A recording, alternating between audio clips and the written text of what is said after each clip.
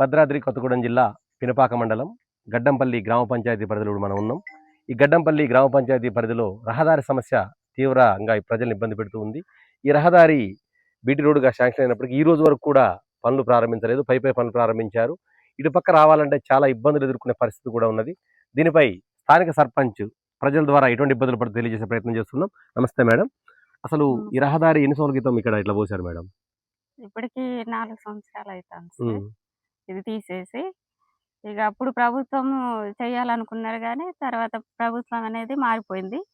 తర్వాతకి ఇప్పుడు వచ్చిన ప్రభుత్వం ద్వారా అయినా మాకు ఈ సమస్యను వెంటనే పరిష్కారం చేయాలని కోరుకుంటున్నాం సార్. మేము ఇక్కడ మన అందుబాటులో ఉండే మన శాసనసభ్యులైన ఎమ్మెల్యే గారికి కానీ, మన మండల స్పెషల్ అధికారులు, ఎంపీడీఓ గారు, స్పెషల్ అధికారులు కానీ అందరికీ తెలియజేసేది ఒక్కటే సార్. మాకు చాలా ప్రజలు, గ్రామస్తులు చాలా ఇబ్బందులు పాలవుతున్నారు ఈ రోడ్డు వలన.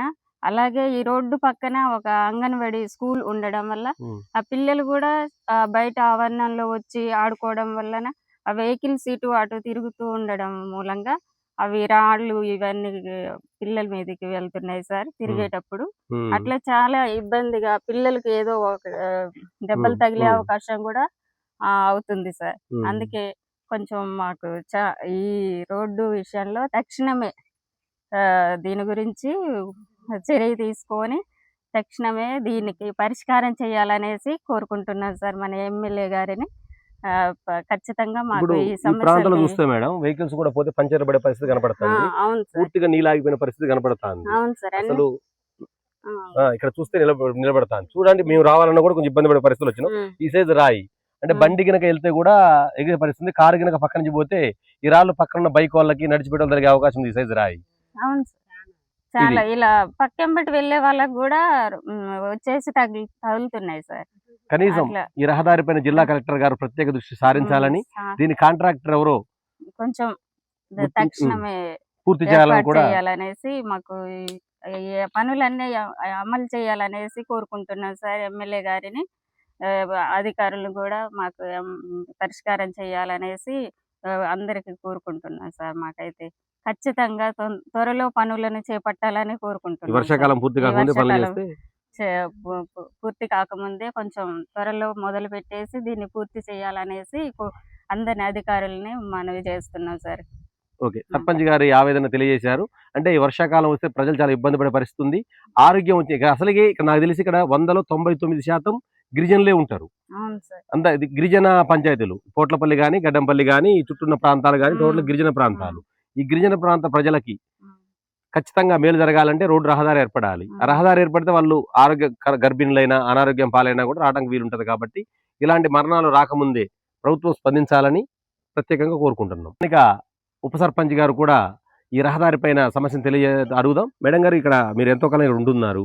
గతంలో ఇక్కడ రోడ్డు కూడా కొంచెం నాకు తెలిసి ఈ రోడ్డు పోయక ముందే కొంచెం మంచిగా ఉండేది. నాకు తెలిసి ఈ రోడ్డు పోయక ముందే కొంచెం ప్రశాంతంగా వచ్చి అనుకుంటాను నేనైతే.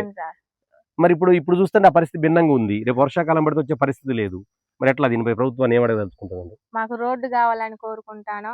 మేము సర్పంచ్, ఉప సర్పంచ్, వార్డు సభ్యులు అందరం లేడీసే కాబట్టి ఎమ్మెల్యే గారిని మేము కోరేది ఏంటంటే ఉప సర్పంచ్ గా మాకు ఒక బస్సు కావాలా. ముందు రోడ్డు బట్టే మాకు ఒక బస్సు కావాలా. ముసలోళ్ళు ముక్కోళ్ళు ఎక్కాలన్నా ఒక ఆటోలు రావట్లేదు ఈ రోడ్డు కాబట్టి.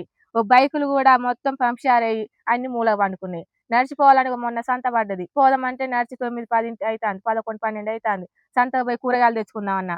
మాకు ఎమ్మెల్యే గారిని చేసేది ఏంటంటే మాకు ఒక రోడ్డు కావాలా. వర్షం వచ్చింది అనుకో ఈ నీళ్ళన్నీ రోడ్డు మీదనే ఉంటాయి. అంగన్వాడీ స్కూల్ ఉంది, పిల్లలు చదువుకుంటారు. రయ్యనంటే ఉరుకుతూనే ఉన్నారు. పోగానే ఏమైతుంది ఆ పిల్లలకి దెబ్బలు తగ్గుతాయి. రెండో విషయం అంటే ఇక్కడ అంగన్వాడీ స్కూల్ తో పాటు గిరిజన ఆశ్రమం పాఠశాల ఉంది, కేజీబీవీ ఉంది, మినీ గురుకులం ఉంది. నాకు తెలిసి నాకు తెలిసి ఈ మండలంలో ఉన్న ప్రముఖ పాఠశాలలన్నీ ఇదే రహదారి పైన ఉన్నాయి. ఇదే ఉంది సార్. నాకు తెలిసి ఎక్కడ కోట్ల వెళ్ళిపోవాలన్నా ఇప్పుడు స్కూల్ పిల్లలు సార్లు పోవాలన్నా 4-5 గ్రామాల వరకు ఇదే రూట్ మీద తిరగాలి. కాబట్టి చాలా అన్ని ఇప్పుడు 5-6 గ్రామాలకు ఉపయోగకరంగా ఉన్నాయి ఈ రహదారిని. ఎట్లయినా మీరు కొంచెం చొరవ తీసుకొని దీంట్లో పనులను చేపట్టాలని కోరుకుంటున్నాను సార్ మన ఎమ్మెల్యే గారు. మా ప్రజలందరం కోరుకునేది ఏంటంటే మాకు రోడ్డు ఒకటి కావాలి. రోడ్ చిన్న పిల్లలు వేసుకొని మహిళ నడిచి చూస్తున్నాం.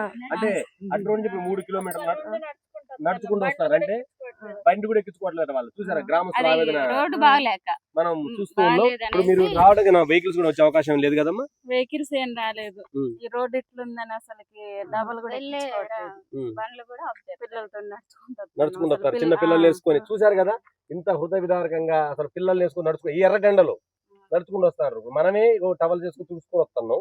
అలాంటి పొజిషన్ లో చిన్న పిల్లలు నడుచుకుంటూ వస్తున్నారు. కాబట్టి ఈ పరిస్థితిపై స్థానిక శాసనసభ్యులు గాని, జిల్లా కలెక్టర్ గాని, సంబంధిత శాఖ అధికారులు గాని స్పందించాలని కోరుకుంటున్నాం. ఇంకెవరైనా మాట్లాడతారమ్మా? మాట్లాడతారా? ఎందుకంటే ఓకే థ్యాంక్ యూ.